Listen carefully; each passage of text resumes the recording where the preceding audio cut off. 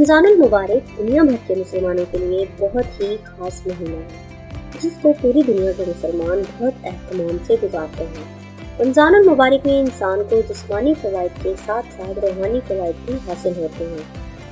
پورا مہینہ صرف 2 وقت کھانے پینے سے انسانی جسم میں بہت سی مثبت تبدیلیاں رونما ہوتی ہیں، جس سے ہماری صحت پر بہت اچھے اثرات پڑتے ہیں۔ روزے کے دوران جسم میں توانائی اور ہائیڈریشن کی کمی ہو سکتی ہے، اس لیے سحری اور افطار میں ایسے کھانوں کا استعمال کرنا چاہیے جو ہمیں ضروری غذائی اجزاء فراہم کرنے کے ساتھ ساتھ دن بھر توانا بھی رکھے۔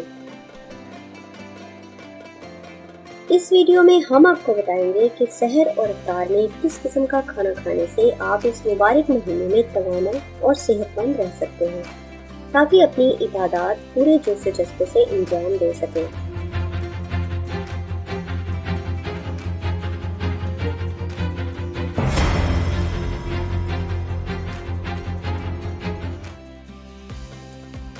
رمضان المبارک میں ایسی غذاؤں کا استعمال کرنا چاہیے جو ہمیں فوری توانائی فراہم کرتی ہیں، تاکہ ہمیں روزے کے دوران تھکاوٹ، چکر آنا اور کمزوری کے احساسات نہ ہوں۔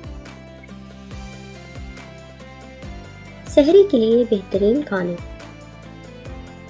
توانائی کی سطح کو برقرار رکھنے اور جسم کو دن بھر ہائیڈریٹڈ رکھنے میں مدد کے لیے سحری کے دوران صحت مند اور متوازن کھانا کھانا بہت اہم ہے۔ ماہرین صحت کے مطابق سحری میں ایسی غذاؤں کا استعمال کرنا چاہیے جس میں فائبر اور پروٹین کی مقدار زیادہ ہو، کیونکہ ان دونوں کے استعمال سے بھوک جلدی نہیں لگتی۔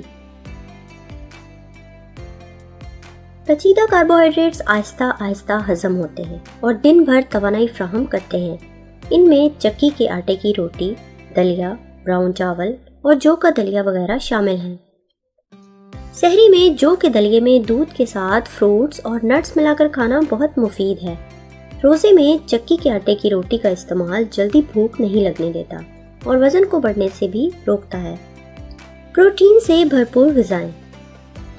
روزے کے دوران پروٹین والی غذائیں فائدہ مند ہوتی ہیں، کیونکہ وہ آپ کو دن بھر توانائی فراہم کر کے لمبے عرصے تک مکمل اور مطمئن محسوس کرنے میں مدد کرتی ہیں۔ اس سے بھوک کو کم کرنے میں بھی مدد ملتی ہے۔ پروٹین کے اچھے ذرائع میں انڈے، چکن، مٹن، پنیر، یونانی دہی، گری دار میوے، دالیں اور پھلیاں شامل ہیں۔ روزے میں دہی کا استعمال معدے اور صحت کے لیے بہت مفید ہے۔ دہی ہاضمے کو درست رکھنے کے ساتھ ساتھ کیلشیم بھی فراہم کرتا ہے۔ اس کے علاوہ مرغی، گائے یا بکرے کے گوشت کا استعمال بھی دن بھر توانا رکھنے میں مدد کرتا ہے۔ روزے میں پروٹین کا استعمال پٹھوں کی کمزوری سے بھی بچاتا ہے۔ صحت مند چکنائی۔ صحت مند چکنائی جیسے ایووکیڈو، گری دار میوے اور بیج دن بھر توانائی فراہم کرنے میں مدد کرتے ہیں۔ وہ ضروری فیٹی ایسڈز بھی فراہم کرتے ہیں جو دماغ اور دل کی صحت کو سہارا دیتے ہیں۔ ہائیڈریٹڈ رہیں۔ رمضان کے دوران ہائیڈریٹڈ رہنا بہت ضروری ہے، خاص طور پر گرمیوں کے مہینوں میں پانی، ناریل کا پانی، ہربل ٹی یا دودھ پینے سے جسم کو ہائیڈریٹڈ رکھنے اور پانی کی کمی کو روکنے میں مدد مل سکتی ہے۔ سحری کے کھانے سے آدھا گھنٹہ پہلے اور آدھا گھنٹہ بعد پانی کا استعمال دن بھر جسم کو پانی کی کمی سے بچائے گا۔ پھل اور سبزیاں۔ پھل اور سبزیاں وٹامنز، معدنیات اور فائبر کا ایک بڑا ذریعہ ہیں جو جسم کو صحت مند اور ہائیڈریٹڈ رکھنے میں مدد کرتی ہیں۔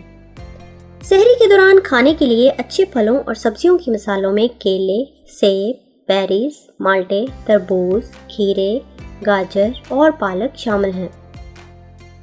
سحری کے فوری بعد سونا صحت کے لیے اچھا نہیں، اس لیے اگر آپ بھی سحری کے فوراً بعد سو جاتے ہیں تو یہ عادت بدلیں اور سحری کے بعد کم از کم 1 گھنٹے بعد سوئیں۔ اس طرح آپ کی سحری آسانی سے ہضم ہوگی اور صبح جاگنے کے بعد طبیعت میں بھاری پن بھی نہیں ہوگا۔ افطاری کے لیے بہترین غذائیں۔ کھجور کا استعمال۔ کھجور سے روزہ افطار کرنا سنت نبوی صلی اللہ علیہ وآلہ وسلم ہے، اس لیے روزہ کھولنے کے لیے کھجور کا استعمال سب سے بہترین ہے۔ کھجور فوری توانائی کا بہترین ذریعہ ہے۔ کھجور میں قدرتی شکر جیسے گلوکوز، فرکٹوز اور سکروز کی مقدار زیادہ ہوتی ہے، جو روزے کے بعد آسانی اور جلدی سے جذب ہو کر توانائی کا فوری ذریعہ فراہم کرتی ہے۔ کھجور فائبر سے بھرپور ہوتی ہے، جو کہ صحت مند ہاضمے کو فروغ دینے اور کانسٹیپیشن کو روکنے میں مدد دیتی ہے، جو کہ رمضان میں ایک عام مسئلہ ہو سکتا ہے۔ دودھ اور تازہ جوس کا استعمال۔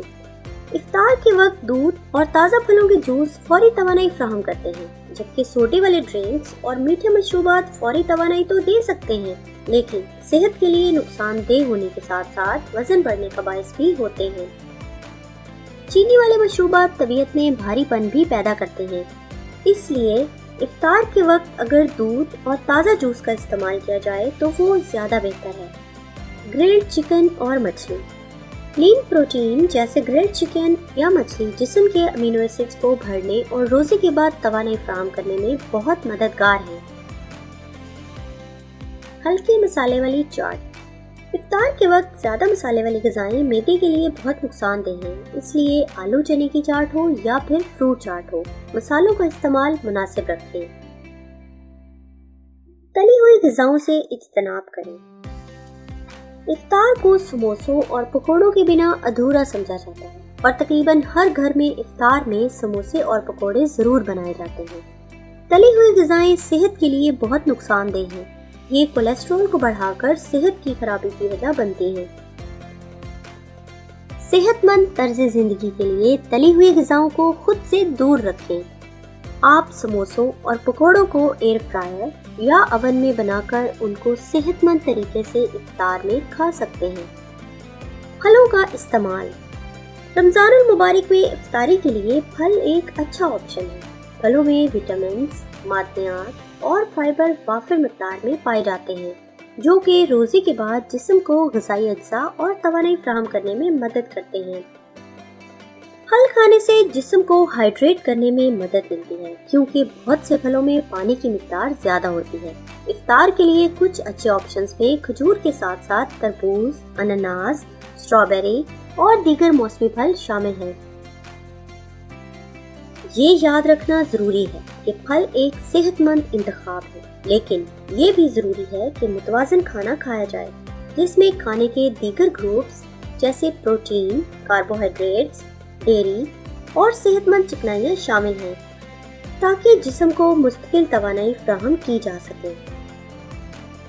کھانا ہمیشہ آہستہ آہستہ کھانا چاہیے اور جلدی ہرگز نہیں کرنی چاہیے، کیونکہ سارا دن بھوکا رہنے کے بعد جب ایک دم سے بہت سارا کھانا کھا لیا جاتا ہے تو معدے کے بہت سے مسائل پیدا ہو جاتے ہیں۔ ہماری ویڈیو دیکھنے کے لیے بہت شکریہ۔ اگر آپ کو ویڈیو پسند آئی تو ہمارے چینل کو سبسکرائب کرنا مت بھولیے گا، تاکہ مزید ایسی انفارمیٹیو ویڈیوز آپ تک پہنچ سکیں۔